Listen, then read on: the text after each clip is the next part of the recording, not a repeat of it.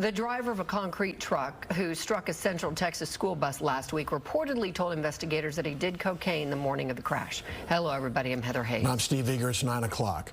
Those reports emerged soon after video was released showing the truck veering into the path of the Hayes Consolidated ISD bus. A preschooler on board the bus and the driver of a third vehicle were killed in the crash. Fox 4's Blake Hansen has the latest tonight. Blake. Yeah, Stephen, Heather, video clearly shows that concrete truck crossing into the lane of that school bus. The school leaders, they are praising the bus driver for reacting and possibly avoiding even more loss of life. The Hayes ISD school bus was bringing 44 pre-K students and 11 adults back from the Bastrop Zoo last Friday when a concrete truck veered in its path.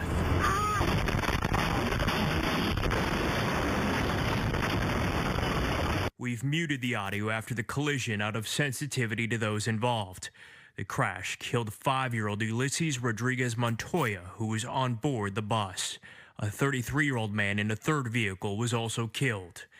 This week, the district superintendent praised the bus driver's reactions. She was able to take an evasive right and keep the bus from being hit squarely, and I think she saved all the rest of the lives as a result of her driving ability. The video's release came just hours before multiple reports emerged that the concrete truck driver, 42-year-old Jerry Hernandez, told investigators he smoked marijuana the night before the crash, only got a few hours of sleep, and consumed cocaine in the morning before work.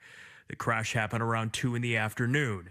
The driver reportedly refused a voluntary blood draw. He has not yet been charged. The bus involved in the crash did not have seatbelts. In 2017, the Texas legislature passed a bill that required seatbelts on any newly acquired school buses. The district says the bus involved in the Bastrop County crash was from 2011.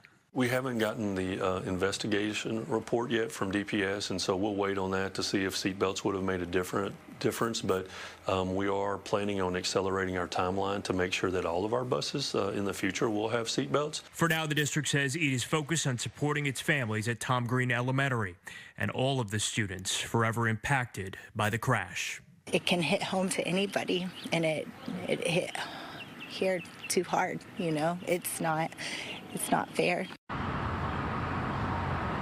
The DPS investigation into the crash is still ongoing. It is unclear when it might make a decision on charges.